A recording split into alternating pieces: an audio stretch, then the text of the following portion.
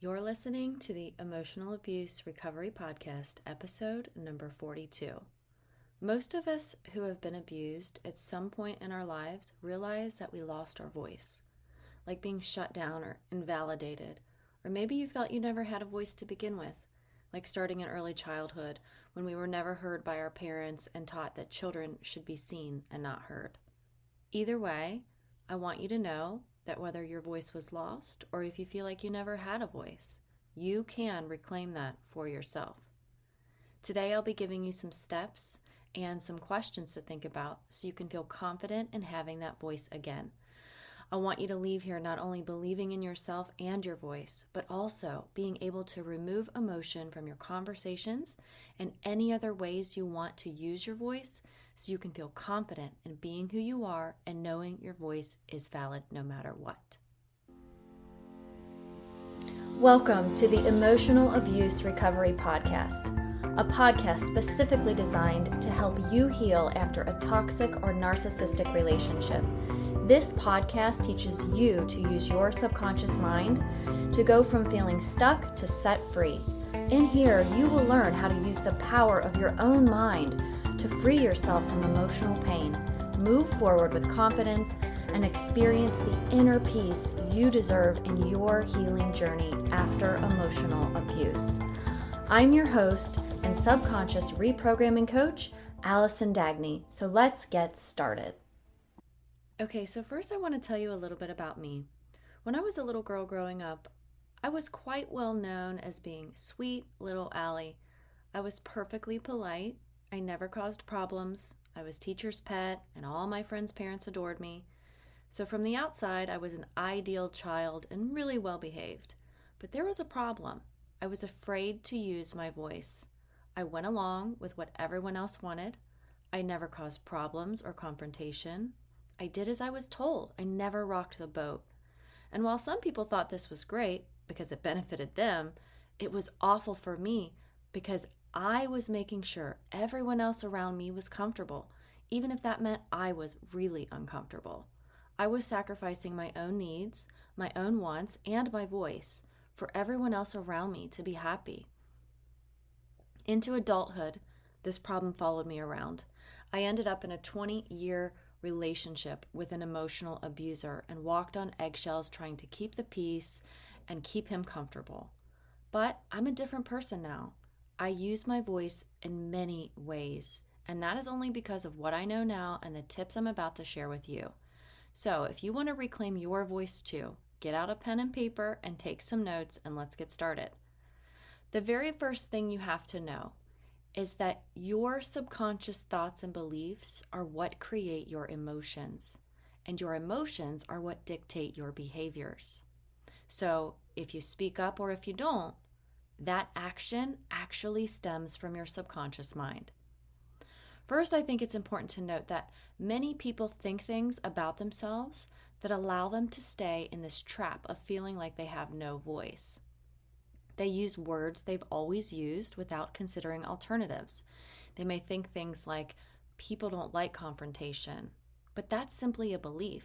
It's a belief because it's not true for everyone. And they may think things like, it's wrong to inconvenience other people. Again, just a belief. Anything that isn't 100% true, for 100% of people, 100% of the time is simply a belief. The mistake here is confrontation and inconvenience usually have negative associations. A lot of people associate it with being aggressive or causing trouble or being a burden. And if this has the association you're making, then of course you wouldn't want to use your voice. The words we use have so much meaning. And if we aren't careful about the words we use, we might get stuck in negative thought patterns. Those negative thought patterns cause us to feel certain ways and then behave accordingly. One of my clients and I were talking about her thoughts, and one that kept coming up was, no one wants to hear the opinions of someone who is anal and OCD. She was using these terms about herself constantly, and they had a negative association for her, so she wasn't using her voice or speaking up at work or with friends and family. See how her thoughts were creating the emotions of fear and then preventing her from speaking up? Yet she kept using the words anal and OCD. So I said to her, couldn't some people see how you are as being attentive to detail and really organized? And her eyes lit up, and I saw her body just sink into relaxation. She had been using words to describe herself that made her believe that no one wanted to hear her voice.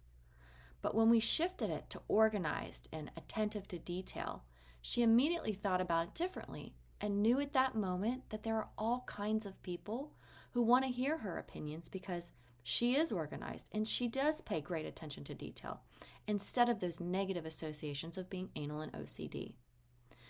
If you keep using the same words in your vocabulary, which is your voice and sometimes other people's voices from the past, then you can't shift out of the emotions that those particular thoughts are creating. Because remember, I said this before, and you can write this one down. Our thoughts create our emotions, and our emotions drive our behaviors. So the big problem here is that if you repeat the same kinds of words over and over without thinking about them, and without finding alternative words with different meanings, you'll keep feeling the same way and keep behaving the same as you always have, not using your voice.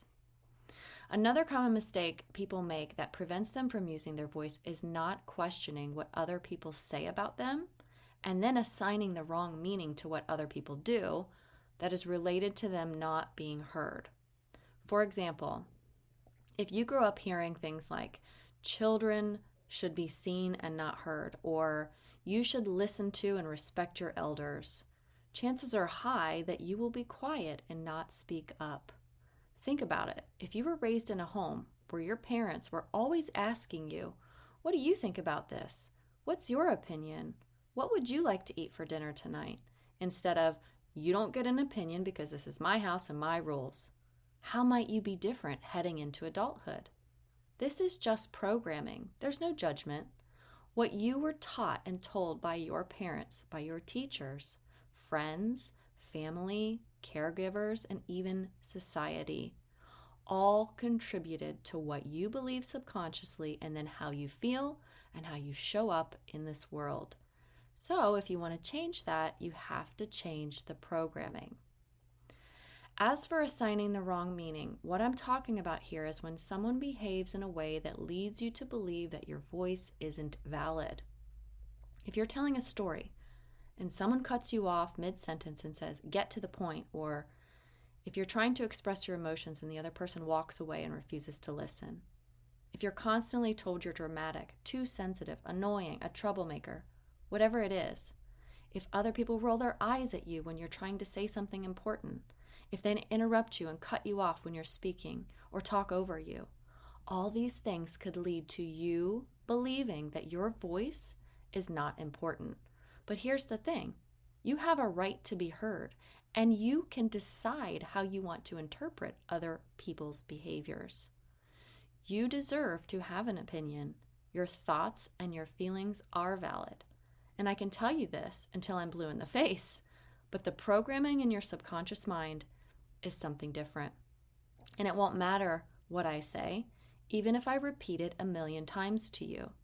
And it won't matter if you say it and repeat it 1,000,000 times to you, because that's part of the conscious brain. The problem happens when you inadvertently assign the negative meaning when people behave in ways like I just described. This meaning is recorded in your mind and becomes part of what you believe in your subconscious mind, which drives 95% of the show and leads to how you behave. The last mistake is that we might latch onto needing one person or a group of people or someone to hear us. We have this strong desire for that particular person to listen to our feelings and to really understand and validate us. And the reason this isn't good is because what happens is we hinge our personal happiness on someone outside of us. What if that person never truly hears us? What if they're always shutting us down? What if they continuously neglect our emotions and refuse to really listen? If we can't be happy unless someone else hears us or validates us, well, we could be waiting a lifetime to be happy. So let's break this down one by one. The first step is to really take a close look at how you speak to yourself and the words that you use. Let's use the example from earlier. People don't like confrontation. Because what you're saying here is that you want to avoid confrontation. You want to avoid aggression, difficult conversations, and arguing. What if you replace this word and phrase with something else? For instance, instead of thinking people don't like confrontation, what if you thought some people love a good debate, or it's okay to have difficult conversations because they often result in problem resolution? What if instead of it's wrong to inconvenience other people, you think instead, there's a time and place to discuss things that are important to me? Basically, what you're doing here is reframing the phrases that you're thinking to yourself on repeat instead of allowing them to run on autopilot. The easiest way to understand what it is you have running on autopilot is to think of a time that you felt you couldn't use your voice and then write down all the things you were thinking to yourself and all the ways that you were judging yourself and the world around you. Then all you have to do is look at it in a different way with different eyes. What else is possible? Is it possible, just possible, that some people welcome the opinions of others?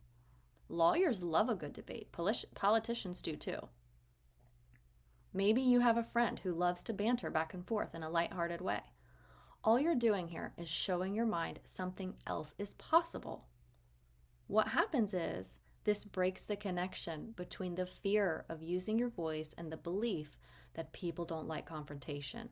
Because basically you're showing your mind something different and it goes, oh, wait, yeah, there are people who even like confrontation and it doesn't mean it's a bad thing. The second step is to avoid assigning the wrong meaning to other people's behaviors. You know what they say about assumptions.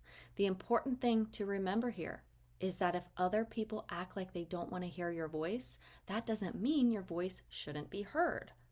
If we internalize other people's behaviors to mean we should be quiet or that our feelings and opinions don't matter, we are quite literally allowing other people to program us. So think of it like this.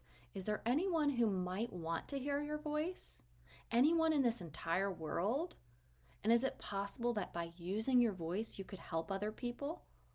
What is the benefit of using your voice that you haven't thought of? Could speaking up give your children a good example to emulate? Could expressing your feelings cause someone to respect you more because you're being honest and authentic? Is it possible that speaking up in little ways can help build confidence to speak up in bigger ways that might really help you in the future? Your voice can be heard by speaking or by writing. You could blog or write a book. You can journal or speak on stage. You can create TikToks or Instagram reels and allow your voice to be heard, and people will listen. I guarantee it. And write this one down. What are you making other people's behaviors towards you mean about you? If they don't listen, are you making it mean you don't deserve to be heard? If they roll their eyes at you, are you making it mean you must be annoying? If they talk over you, are you making it mean that you're stupid or weak? Whatever it is, figure that out and then look at it in a different way. Could it mean that they're unable to control their emotions? Couldn't it mean that they're bad at communication? Isn't it possible that they grew up in a home where they had to be louder or more manipulative to be heard? Look, this isn't to condone bad behavior of other people. Your subconscious mind doesn't know the difference between right and wrong or good or bad. It doesn't even understand values and morals. We create that. So I don't want you to get confused here because your subconscious mind just doesn't know. What you're doing here is detaching from the need for someone to hear you because you know it's not about you if they don't. The third step is to resist the need for validation from other people to hear your voice. This is all about reclaiming your voice, but that doesn't mean specific people need to hear it for you to have it or for you to be valid. How awful for someone who believes they need their abuser to hear what they have to say, but that abuser blocks them or isn't on this earth anymore to even hear.